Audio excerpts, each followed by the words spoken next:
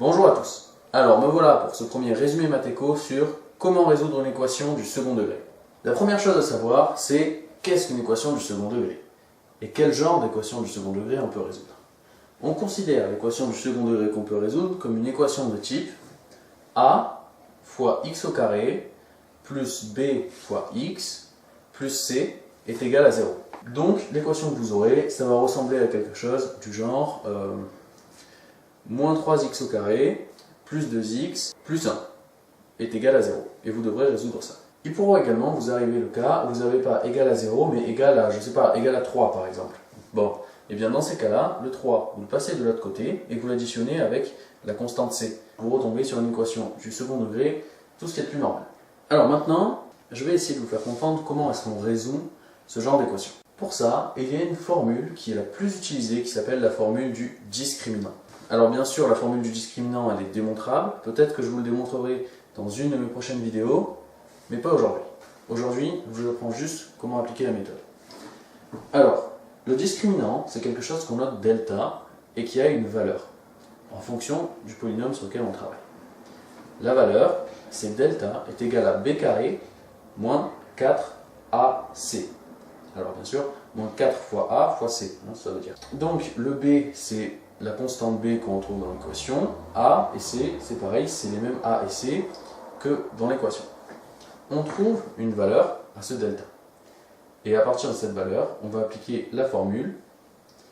x1 est égal à moins b plus racine de delta sur 2a, où racine de delta, c'est donc la racine du discriminant. Et ensuite, on va avoir x2 qui est égal à moins b, cette fois moins racine de delta sur 2a. Et donc les résultats donnés pour 7x1 et 7x2 par cette formule, donc qui est la formule du discriminant, sont les solutions de notre équation du second degré. Alors maintenant, une petite précision. Bien souvent, vous aurez un discriminant, c'est-à-dire un delta, qui est positif. Donc là, pas de souci, parce que si delta est positif, plus racine de delta existe, et moins racine de delta existe aussi.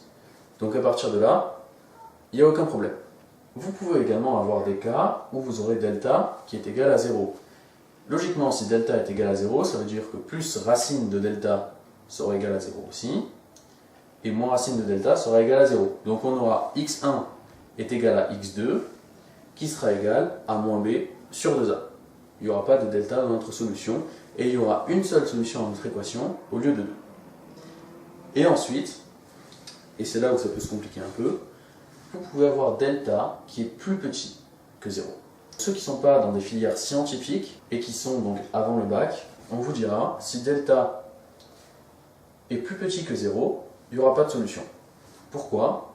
Tout simplement parce que la racine carrée d'un nombre négatif n'existe pas. Puisque la racine carrée, c'est un nombre qui multiplié par lui-même donne un nombre. Ok? Par exemple, 3 fois 3, ça donne 9. Donc la racine de 9, c'est 3. Par contre, moins 9, quel nombre multiplié par lui-même donne moins 9? Puisque moins 3 fois moins 3, ça fait 9, parce que moins par moins, ça fait plus. Et 3 fois 3, ça fait 9 aussi. Il n'y a aucun nombre qui, multiplié par lui-même, donne un nombre négatif.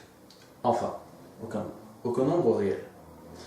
Donc, pour tous ceux qui ne sont pas dans des filières scientifiques et qui n'ont pas encore passé le bac, vous vous contentez de dire que si delta est plus petit que 0, il n'y aura pas de solution. Mais en général, dans vos exercices, on vous donnera un delta qui est soit supérieur, soit égal à 0, pour que vous puissiez faire vos calculs. Alors par contre, pour ceux qui sont en post-bac ou qui sont dans des filières scientifiques, je vais avoir besoin d'introduire le concept de nombre imaginaire. Le nombre imaginaire, c'est un nombre qu'on note i. C'est un nombre imaginaire, c'est un nombre qui n'existe pas dans le réel, mais qui nous apporte des solutions pratiques à des problèmes mathématiques. D'accord ?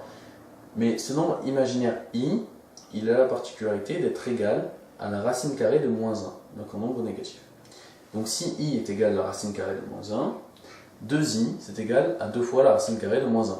Alors maintenant qu'on est prêt à utiliser le nombre imaginaire i qui est égal à la racine carrée de moins 1, il est possible de trouver une racine carrée à moins 9.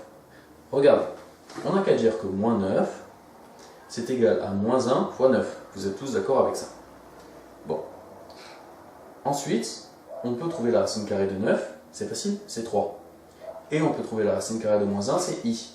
Donc par là, on peut dire que racine carrée de moins 9 est égale à 3i. Donc à partir de ça, pour résoudre votre équation du second degré avec un discriminant négatif, il vous suffira d'écrire vos deux racines sous la forme moins b, donc plus ou moins racine de delta sur 2a, en utilisant pour calculer votre racine de delta le nombre imaginaire i. Bon voilà, on est arrivé à la fin de cette vidéo. Alors bien sûr, j'espère que vous avez tous très bien compris comment est-ce qu'on résout une équation du second degré. Mais je vous rappelle que le principe de résumé Math-Éco, c'est de reprendre un point de votre programme de la manière la plus rapide et synthétique possible. Donc pour ceux qui veulent réviser le plus vite possible la veille d'une évaluation par exemple, c'est juste parfait. Mais par contre, pour ceux qui sont un peu moins à l'aise en maths que les autres, je risque d'être allé un peu vite sur certains points. Alors pour cela, je vous conseille de regarder ma vidéo de cours sur les polynômes du second degré, où là, j'explique vraiment tout de A à Z.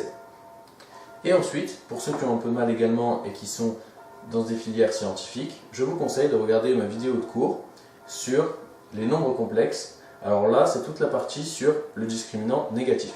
Donc c'est vraiment que pour ceux qui sont dans des filières scientifiques ou après le bac. Alors cette vidéo sur le nombre complexe, je ne l'ai pas encore faite. Quand est-ce que je la ferai? Je ne sais pas, mais je la ferai un jour. Bon voilà, j'espère que cette vidéo vous aura été utile. Si c'est le cas, n'hésitez pas à aimer cette vidéo, à vous abonner à ma chaîne, vous laisser un commentaire si ça vous fait plaisir, ça me fait plaisir aussi. Et puis voilà. Allez, à plus pour une prochaine vidéo et bonne réussite à tous.